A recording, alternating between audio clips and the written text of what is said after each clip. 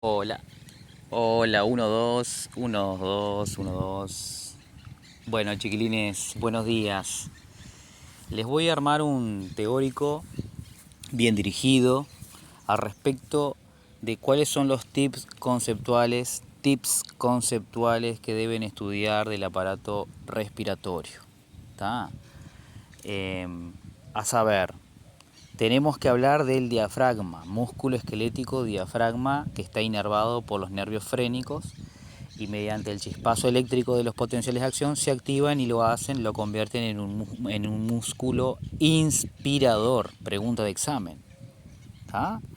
A ver, tengo una serie de láminas para compartirles, espero que estén ordenadas y que podamos desarrollar los contenidos. Esta primera lámina, por ejemplo, trae los conceptos de las vías respiratorias. ¿Qué son las vías respiratorias? ¿Cómo se clasifican? ¿Cómo se dividen? Vías aéreas altas y bajas. ¿Y quién es, o vamos a decir, cuál es el órgano que constituye un reper o una referencia anatómica para decir este es el límite de su vía aérea superior o este es el límite de la vía aérea inferior? La laringe. ¿Se entiende? La laringe que está en esta lámina. Acá. Ahora me está dejando. Acá. Esta es la laringe. Acá les estoy presentando en esta lámina el árbol laringo traqueobronquial o traqueobronquial. Es bien como un arbolito bonsai dado vuelta. El eje principal es la tráquea, de estructura anillada. Ya les mencionaba que presenta en su estructura cartílago hialino. Varias estructuras anilladas, son anillos incompletos en forma de C, abiertos hacia atrás, de material de hialino, cartílago hialino. Eso es pregunta de examen. Y a este nivel, en la bifurcación traqueal, en la carina traqueal específicamente, se da origen, la tráquea termina hasta ahí, termina en la carina traqueal, y ahí mismo se da el origen de los bronquios fuentes, principales o fuentes, derecho e izquierdo. Derecho es este e izquierdo es este otro. Tiene dos o tres sutiles diferencias anatómicas que las vamos a referenciar oportunamente. Pero entonces, primer reparo anatómico, el límite de decir vía aérea superior versus vía aérea inferior es la laringe, y es esta estructura que también es una estructura cartilaginosa. Hay varios cartílagos que se articulan, se engarzan, se articulan, digo bien, debidamente, tienen músculos, hay músculos laringios que participan en la fonación, y ahí les estoy dando hincapié a que estudien qué es la glotis, la hendidura glótica y las cuerdas vocales. Todo eso es propio de la laringe. Y repito, la musculatura estriada esquelética, que son músculos muy precisos, muy chiquititos, pequeños en tamaño, quiero decir, son músculos laringios que también tienen una vía piramidal voluntaria, motora voluntaria, quiero decir, para poder perfeccionar la voz. ¿Se entiende? A, E, I, O, U. ¿Se entiende? Esos son fonemas de las vocales, por ejemplo. Y en cada una de estas, mi hendidura glótica, o sea, las cuerdas vocales, tuvieron que posicionarse de manera tal para que vibre en un tono o en otro. ¿Se entiende? En fin, repito, la laringe es un reper anatómico para definir vías aéreas de conducción superior versus inferior. Acá un poco de lo mismo. ¿Está? Y debo empezar diciéndoles lo siguiente. Las vías aéreas las hay de conducción, que al principio son como macro, ¿no? Son tangibles, son estructuras anatómicas propiamente dichas, se estudian, tienen características dadas, pero conforme nos adentramos en el parénquima pulmonar, quiero decir en los pulmones, a derecha e izquierda, estas ramificaciones se van dando de manera dicotómica, o sea, de a dos, se abren, y conforme se van bifurcando, me refiero al árbol bronquial, en algún momento son bronquios primarios, después son bronquios secundarios, después son bronquios terciarios, y en algún momento empezamos a hablar de bronquiolos. ¿Se entiende? Ya los bronquiolos son estructuras microscópicas.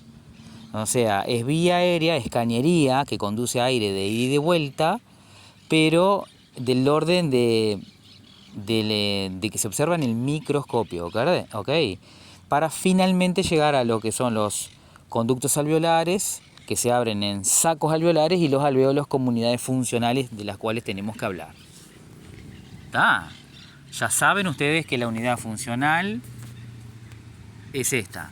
Esta es la unidad funcional de intercambio gaseoso, o hematosis es el nombre técnico del proceso. Si te preguntan por la hematosis, te están llevando a que vos puedas justificar qué pasa en la membrana alvéolo capilar, que acá hay un dibujo muy bonito. Tengo 2 o 3 cosas que decirle al respecto. Acá se amplía la membrana, el glóbulo rojo del lado del capilar, por supuesto, y cómo se da el intercambio, es decir, cómo los gases respiratorios, que ya saben que son 2, el O2, o sea, el oxígeno, y el CO2, que es el dióxido de carbono, cómo difunden libremente siguiendo un gradiente de concentración. Ustedes ya saben que los gases, cualquiera sea el gas, quiero decir, el transporte de los gases a través de las membranas biológicas el mecanismo es difusión simple. Difunden, eso no consume energía, es transporte pasivo. Se mueven de un compartimiento donde está más concentrado ese gas, al otro donde está menos concentrado. ¿Se entiende? Bueno, en este sentido, el movimiento opuesto de los gases respiratorios en la membrana hematogaseosa, que significa hemato, sangre, gaseosa, la interfaz gas, ¿no?, del alvéolo, quiero decir, aireado, o alvéolo capilar. Te lo van a preguntar como tal. Avancemos. Insisto, vuelvo a la lámina posterior, a la anterior, quise decir, a la previa, porque acá yo les estaba presentando, ¿qué cosa? Vías aéreas superior versus vías aéreas inferiores, tomando como límite la laringe, la entrada a la laringe, ¿tá? Y les decía además que estas vías aéreas se pueden clasificar en vías de conducción de aire, vías conductoras como la tráquea, los bronquios, ¿se entiende? No se deforman, no se aplastan, las vías aéreas son estructuras firme-elásticas, pero están fijas y permiten el aire de entrada y de salida. Vías de conducción aérea, tanto para la inspiración como para la expiración. Y vías de respiración propiamente dicha, o sea, de intercambio gaseoso, o sea, de hematosis. Tienen que saber, pregunta de examen, ¿a partir de cuándo se empieza a dar la hematosis? O sea, la pregunta es otra. ¿A partir de qué parte del árbol, de la parte microscópica del árbol bronquial, quiero decir bronquiolar o saco alveolar, se empieza ya a configurar la pared? Es tan diminuta la pared como para permitir la difusión, o sea, el intercambio de estos gases respiratorios y que puedan difundir de un lado al otro. A partir ya, se dice ya que los bronquiolos denominados respiratorios, acá les estoy empleando, esto es un bronquiolo respiratorio. Voy de nuevo con el cuento. Empiezo desde arriba, para llegar al bronquiolo respiratorio y a la unidad funcional, ¿ok? Voy de nuevo. Si tomamos en consideración el aire inspirado, en definitiva el aire inspirado ingresa o debería ingresar por las narinas, derecha e izquierda. A ver. Ahí estoy llenando mis pulmones de aire y quiero que entiendan que esto es una consecuencia de la expansibilidad tóraco-pleuropulmonar que hay previa. Es decir, tenemos que hablar del diafragma, de que el diafragma es el músculo de la inspiración, de que cuando se contrae por sí solo el hecho de descender 2 centímetros el músculo diafragma, estoy hablando precisamente de este músculo, cuando se contrae, desciende el centro frénico, con el solo descenso de 2 centímetros de excursión diafragmática, como se dice, es suficiente para intercambiar un volumen pulmonar con el aire atmosférico de 500 centímetros cúbicos. ¿Se entiende? Eso es más o menos el equivalente del volumen corriente, así se llama, de una persona respirando en reposo y teniendo una respiración tranquila, como podría ser la de nosotros en este momento que estamos estudiando. Es imperceptible, pero 2 centímetros de excursión diafragmática que desciende, baja el diafragma cuando se contrae, entonces se da la inspiración. Y la inspiración implica intercambiar 500 cc con el aire ambiente. ¿Se entiende? A ver, Mecánica ventilatoria, acá tenemos que hablar del diafragma. Este dibujito precisamente está mostrándonos eso. En este primer dibujo entra aire, pero la entrada de aire a los pulmones es consecuencia de la expansibilidad tóraco-pleuropulmonar que sucede antes. ¿Y todo es culpa de quién? ¿O quién es el responsable de este fenómeno físico? El músculo diafragma, que a voluntad uno contrae el diafragma, infla la barriga. Cuanto más infla la barriga, denota de que hay mayor excursión diafragmática y ese control muscular es voluntario. ¿Tá? Cuanto más desciende el diafragma, entonces más volumen de reserva inspiratoria uno puede poner en los pulmones. ¿Se entiende? Acá se ve cómo el diafragma está contraído, o sea, está aplanado, y de este lado está relajado, tiene forma de cúpula. Repito, la flecha blanca no se ve con nitidez el dibujo, pero me parece que está bueno igual. Repito este concepto. Esto es la inspiración, así se ve el diafragma en la inspiración, y así se ve el diafragma en la expiración. Es decir, cuando entra el aire, les quedó claro, entra el aire como consecuencia del aplanamiento diafragmático. Desciende el centro frénico, se contrae y baja 2 centímetros, por eso se expanden los pulmones y por eso entra el aire. ¿Está? Y de este lado al revés, la relajación de este músculo, el fenómeno pasivo, es decir, la vuelta a su posición original, es lo que lleva, y el retroceso elástico del propio parénquima pulmonar, es lo que lleva a que este fenómeno pasivo saque el aire. Ahí tenemos el ciclo respiratorio. Decir ciclo respiratorio es inspiración más expiración. Y empieza de nuevo. Inspiración, el diafragma se contrae. Expiración, el diafragma se relaja. ¿Se entiende?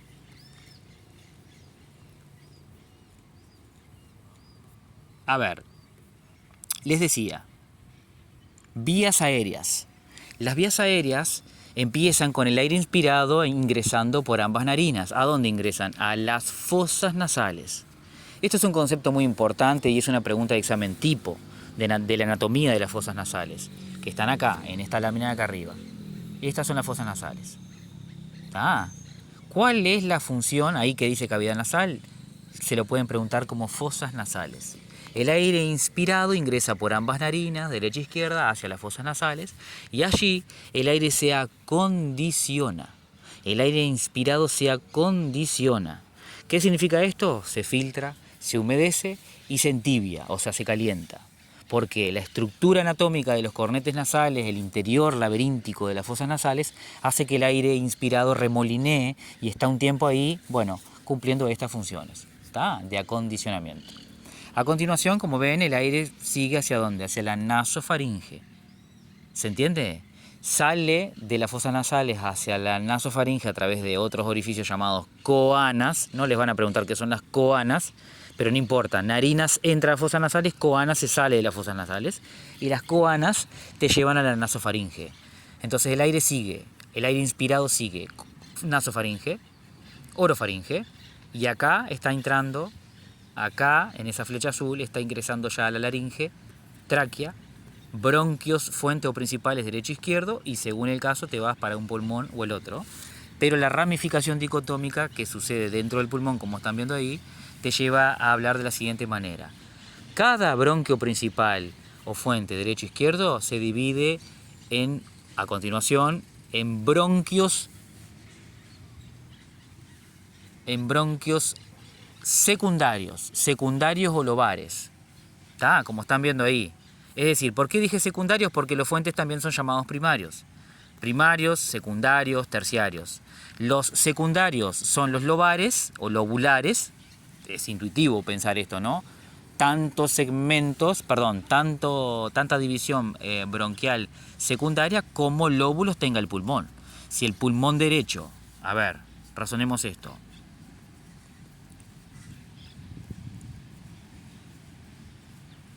Si el pulmón derecho en esta lámina, como ven ahí, 3 tonos de rosado, si el pulmón derecho tiene 3 lóbulos, es intuitivo pensar que existan 3 bronquios secundarios o lobares para el pulmón derecho.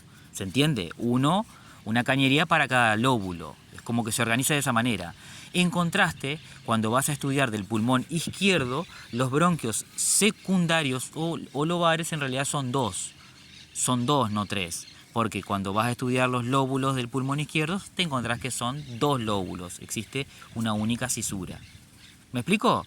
Y así la segmentación intraparenquimatosa, intrapulmonar, quiero decir, se va dando y se hace microscópica. Repito, bronquios primarios se dividen en bronquios secundarios, los bronquios secundarios en terciarios, que no dije que se llaman también segmentarios, los terciarios son segmentarios. Esto significa que cada lóbulo a su vez, sería el dibujo de abajo, cada lóbulo a su vez se divide en segmentos. Bueno, hay un bronquio que queda repartido de forma muy organizada, muy matemáticamente organizada, para cada segmento como están coloreados ahí. Cada uno de esos segmentos que están dividiendo a los lóbulos tienen un nombre topográfico. Por ejemplo, apical. Segmento apical significa el ápice del pulmón es allá arriba, el celeste. Está en el vértice, o sea, el nombre que se le da al segmento, cosa que ustedes no tienen que estudiar para la prueba de ingreso en esta oportunidad, pero hace referencia a la topografía, es decir, para qué altura o a qué nivel o dónde se describe tal o cual segmento. Apical significa arriba, en el vértice pulmonar. O basal significa abajo, en la base. ¿Se entiende? No es objetivo que ustedes conozcan los segmentos pulmonares, pero sí que los pulmones se dividen en 3 lóbulos a derecha, el derecho, y en 2 lóbulos, el izquierdo. Acá está el diafragma, como les decía, músculo estriado esquelético responsable de la mecánica ventilatoria. Recuerden, cuando se contrae, desciende el centro frénico, y eso es lo que hace el ingreso de aire inspirado. Es un fenómeno físico. Este dibujo está soñado, me gusta mucho, es una lámina de un libro que se llama Anatomía de Gray. Es muy pedagógico, tiene colores y perspectivas muy bonitas, muy didácticas. Y en este caso, como pueden ver, lo celeste representa las pleuras. Poco dije de las pleuras, pero tienen que saber que de la misma manera que el pericardio envuelve al corazón y el peritoneo, vamos a estudiar, está en relación íntima con vísceras del tubo digestivo, gastrointestinales y no exclusivamente, las membranas cerosas que envuelven a los pulmones se llaman pleuras. Existe una pleura derecha que envuelve el pulmón derecho y una pleura izquierda que lo hace al izquierdo. ¿Se entiende? Ahora, ¿cuál es el común denominador de estas cerosas? Que sea el pericardio, sea la pleura o sea el peritoneo, como cerosas que son, desde el punto de vista histológico se dicen que son mesotelios, es un epitelio simple, plano, escamoso, que se apoya sobre una lámina conjuntiva bien delgadita, y se configuran con 2 hojas. Es una membrana única continua que en algún punto se refleja. Es decir, hay una hoja visceral y una hoja parietal de una membrana que es única, es continua y, repito, en algún momento se da vuelta. ¿Tá? Y visceral significa que en el caso de la pleura visceral, la visceral se pega íntimamente al tejido pulmonar, al parénquima pulmonar, se mete en las cisuras, acompaña los lóbulos, acompaña los segmentos, ¿se entiende? Se pega, se adosa, y la parietal lo hace de la misma manera, se adosa, pero lo hace por revistiendo la jaula torácica, es decir, por dentro. Se pega a la fascia endotorácica que está ligado a las costillas. Entonces, el resultado es el siguiente. Es fácil pensar que si el diafragma se contrae y desciende su centro frénico, así sean 2 centímetros de excursión diafragmática hacia abajo, como también existe una pleura, la pleura parietal está pegada al diafragma abajo, entonces significa que el diafragma por sí mismo, mediante su contracción, va a ser capaz, es el músculo de la inspiración. ¿Por qué? Porque es capaz de aumentar los 3 diámetros torácicos. ¿Cuáles son los 3 diámetros torácicos? El anteroposterior, el cefalocaudal, o sea, el apical, y el transversal. Aumentando los 3 diámetros torácicos, porque uno se da cuenta porque los pulmones se expanden, el tórax se expande, y en consecuencia los pulmones también se expanden. ¿Por qué? Porque ya entendieron que las pleuras están uniendo ambas estructuras. Son solidarias. Alguna vez estudié por ahí la solidaridad tóraco-pleuropulmonar y me cayó la ficha. Comprendí de qué iba la cosa y lo importante que son las pleuras para entender la mecánica ventilatoria, y lo importante que es destacar la función inspiratoria de contracción, de contracción del músculo diafragma. Es muy importante eso. Si entienden eso, el resto sale solo. Sí. Ok. Otra cosa, no lo mencioné o lo hice a vuelo de pájaro. El músculo diafragma, por ser estriado esquelético, acá como vemos en esta lámina también de la anatomía de Gray, vemos que le llegan ahí tomando relación íntima con la silueta cardio-aórtica, aórtico-pericárdica, a derecha e izquierda le llegan los nervios frénicos, nervio frénico izquierdo y nervio frénico derecho. Los nervios frénicos son los nervios, los cables, ya estudiamos, ya saben, son los nervios periféricos, que en este caso se llaman frénicos porque terminan en el centro frénico del músculo diafragma, así se llama la porción tendinosa de este músculo, al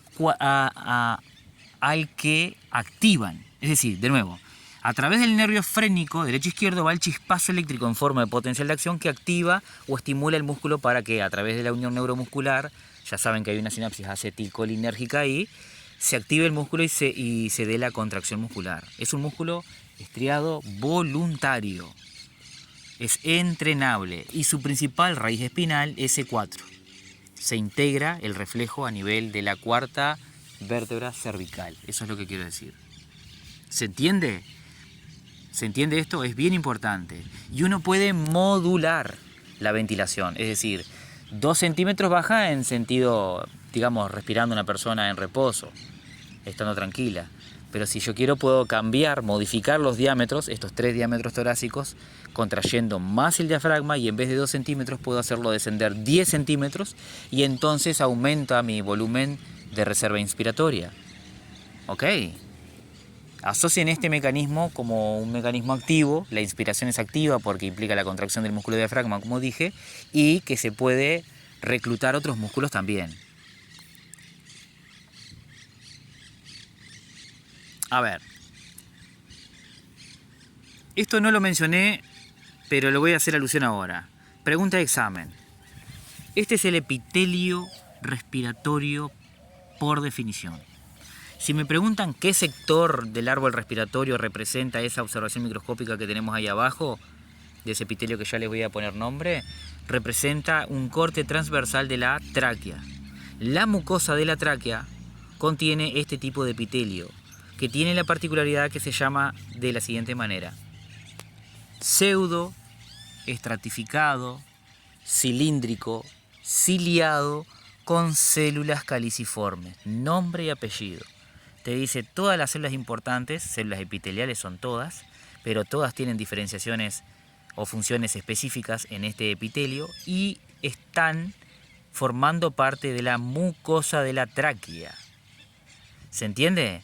Este es el epitelio respiratorio propiamente dicho. Le repito, epitelio pseudo estratificado, cilíndrico, ciliado porque presenta especialización apical de cilias, presentan cilias, que hay todo un batido, un barrido, hay un clearance mucociliar, y las células caliciformes productoras de moco, como dije. ¿Está? Pregunta de examen. Ustedes dirán, bueno Martín, pero ¿cómo es el epitelio de los bronquios? ¿Cómo es, o la mucosa quiero decir, o cómo es la mucosa o la estructura, vamos a decir, de la cañería conforme se hace más microscópica? Bueno, ya vamos a hacer alusión a esos conceptos. Pero si hay un epitelio respiratorio per se, que yo quiero que retengan, es este, el título que les di, del diseño epitelial de revestimiento, y el lugar que te lo pueden preguntar es en la tráquea. En la tráquea. Este es el epitelio, repito, pseudoestratificado, cilíndrico, ciliado con células caliciformes de la tráquea. ¿Está?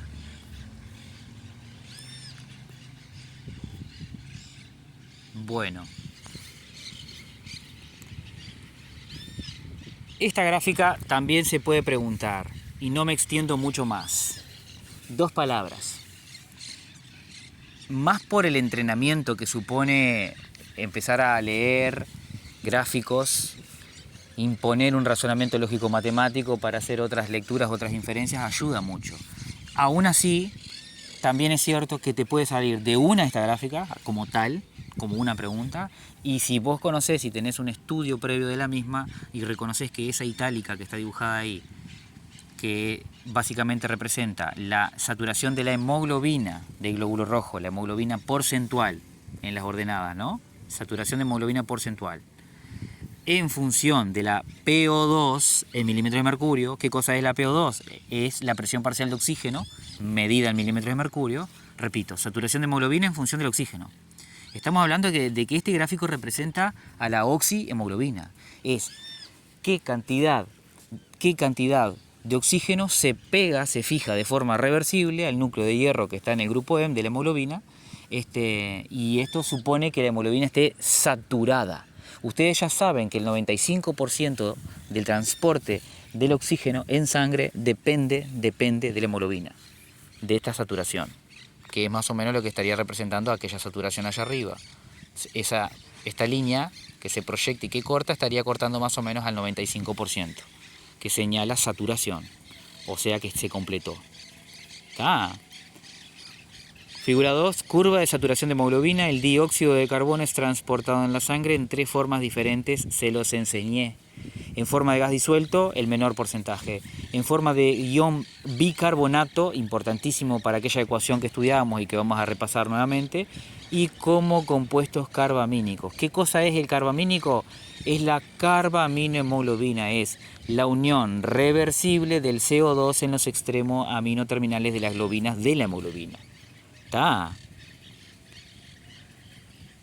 Insisto con el concepto de que esta unión es reversible porque en un momento se pega y en otro momento se despega. ¿Se entiende? Estudien la curva de saturación de la hemoglobina. Y para finalizar, y sin ánimo de extenderme mucho más, algunas preguntas de autoevaluación que justamente datan de esto. Por ejemplo, la pregunta 1, esto es bien importante, ya saben, les voy a insistir a ciencia y conciencia de que el entrenamiento múltiple opción es lo que hace la diferencia, porque entonces ustedes consolidan y de alguna manera miden sus dificultades. Entonces, la pregunta 1, en lo que respecta al respiratorio, de lo que estuve orientándoles en este primer módulo, habla de la anatomía del aparato respiratorio o sistema respiratorio. Anatomía dura.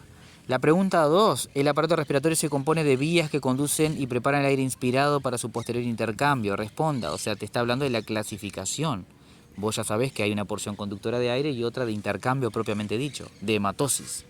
Y la pregunta 3 habla sobre mecánica ventilorrespiratoria. De nuevo, la vedette, el músculo diafragma, y te dice, el diafragma es el principal músculo de la inspiración. Responda. A ver, estas orientaciones me gustaría que puedan hacer el ejercicio y lo tiren en el grupo a sus tiempos. O bien lo conversamos en clase cuando tengamos la clase, ¿ok? Curva de saturación de la hemoglobina. División anatómica en lóbulos, cisuras, lóbulos y segmentos pulmonares. Pleuras visceral y parietal. Músculo de diafragma en relación con los nervios frénicos y el corazón en su silueta envuelta, se nota por la transparencia, en el pericardio. Y bueno, acá me detenía a que analizáramos el árbol traqueobronquial, sobre todo la mucosa de la tráquea, que es la que representa el epitelio respiratorio.